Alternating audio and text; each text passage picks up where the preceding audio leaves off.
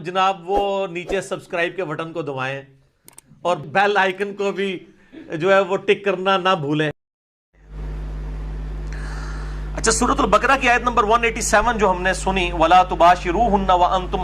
وَأَنْتُمْ عَاكِفُونَ فِي الْمَسَاجِدِ، اپنی بیویوں کے ساتھ ازدواجی تعلق قائم نہ کرو جبکہ تم مسجد میں اعتکاف میں ہو. اس کے اندر یہ اشارہ ہے کہ عورتیں بھی مسجد میں اعتکاف بیٹھ سکتی ہیں، اور سنت بھی ہے، احادیث بھی آ جائیں گی آگے. لیکن یہاں پر ایک بات ضرور یاد رکھیں کہ اگر فتنے کا ڈر ہو، جس طرح کہ آج کل کے زمانے میں یہ ویڈیو کیمرے کا اور تصاویر کا فتنہ ہے، اور عین ممکن ہے کہ ایسی عورتیں جو بیچاری عوام کے سامنے کبھی بھی بے پردہ نہیں آتی، ان کی ویڈیوز بنا کے کوئی بد دیانت خاتون جو ہے وہ نیٹ کے اوپر چڑھا دے، عین ممکن، آج کل تو کچھ بھی ہو سکتا ہے. لہذا اس دور کے اندر میں نہیں سمجھتا کہ جب تک مکمل تحقیق نہ کر لی جائے اس وقت تک کسی عورت کو مسجد میں اعتکاف بٹھایا جائے، کیونکہ حالات و واقعات فیوریبل نہیں ہیں. آج کل تو خفیہ کیمرے لگے ہوئے ہیں، ہوٹلوں کے اندر لگے ہوئے ہیں، اور میاں بیوی جو ہے وہ ہنی مون منانے کے لیے چلے جاتے ہیں ہوٹلوں میں، اور بعد میں جناب ان کی ویڈیوز جو ہیں وہ نیٹ کے اوپر چڑھی ہوتی ہیں، کیونکہ بالکل چھوٹے چھوٹے کیمرے آ گئے ہیں. وہ کبھی لائٹس کے اندر، کبھی کسی آپ سمجھ لیں شو پیس کے اندر وہ چھپا کے لگا دیتے ہیں، اور یہی کام مسجدوں کے اندر بھی ہو سکتا ہے. یہ کوئی یعنی آپ سمجھ لیں ناممکنات میں سے نہیں ہے. تو اس لیے میں تو بالکل اس چیز کو انڈورس نہیں کروں گا، اور میری سپورٹ میں وہ حدیث ہے جو بخاری اور مسلم دونوں میں موجود ہے. اما عائشہ رضی اللہ تعالی عنہا وسلام اللہ علیہا کہتی ہیں کہ اگر نبی علیہ السلام میرے زمانے کی عورتوں کو دیکھ لیتے تو ان پر مسجد میں جانے پہ بھی پابندی لگا دیتے. یہ اما عائشہ اپنے زمانے کے بارے میں کہہ رہی ہیں حضور کی وفات کے بعد. بخاری اور مسلم دونوں میں یہ حدیث موجود ہے. اور اما عائشہ سے بڑھ کر کون نبی صلی اللہ علیہ وآلہ وسلم کے مزاج سے واقف ہو سکتا تھا؟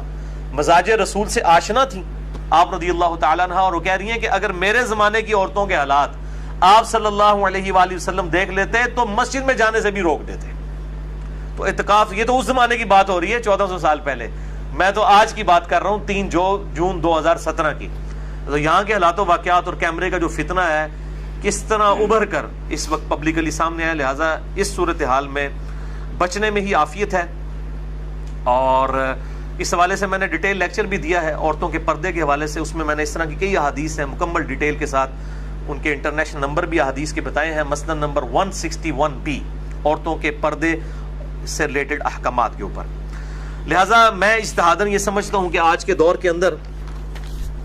اگر مسجد بیت کے اندر، یعنی گھر میں جو مسجد ڈکلیئر کی جاتی ہے، اور بخاری و مسلم میں کئی احادیث ہیں کہ کئی صحابیات تھیں جو آپ صلی اللہ علیہ وآلہ وسلم کے پاس حاضر ہوتی تھیں کہ یا رسول اللہ آپ ہمارے گھر میں آ کے ایک کونے میں نماز پڑھ لیں، ہم اس گھر کے حصے کو مسجد ڈکلیئر کر دیں. تو اس زمانے میں بھی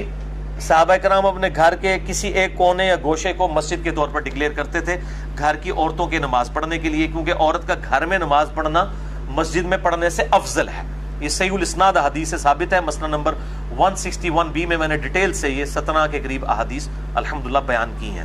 آج مان لی کہ میں ان کی ڈیٹیل میں جاؤں. تو لہٰذا اس طرح کی جو مسجد بیت ہیں، گھر میں ڈکلیئر کی ہوئی مسجدیں، اس کے اندر اگر عورتیں اعتکاف کر لیں تو اس کے اوپر جو سلفی اہل حدیث علماء خام خواہ فتویٰ لگاتے ہیں، اور بیسیکلی وہ فتویٰ اس لیے لگتا ہے کہ چونکہ حنفی قائل ہیں گھر میں جو ہے وہ اعتکاف کرنے کے،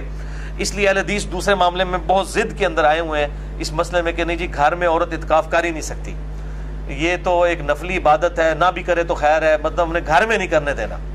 تو اب جب مسجد کے اندر حالات و واقعات ایسے نہیں ہیں، اور نبی علیہ السلام نے عورتوں کو ترغیب دلائی ہے کہ وہ گھروں کے اندر نماز پڑھیں، اور بخاری مسلم میں حدیث ہے مردوں کے لیے بھی فرض کے علاوہ نفلی نماز جو ہے وہ گھر میں پڑھنا افضل ہے. تو گھر میں تو مسجد بیت ہونی چاہیے، اس کے اندر اگر عورتیں اعتکاف کر لیتی ہیں تو میرا خیال ہے اس میں کوئی حرج نہیں ہے.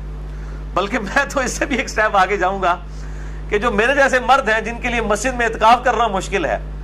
یعنی میں کسی مسجد میں چلا جاؤں تو میرے لیے بہت بڑا فتنہ بن جاتا ہے.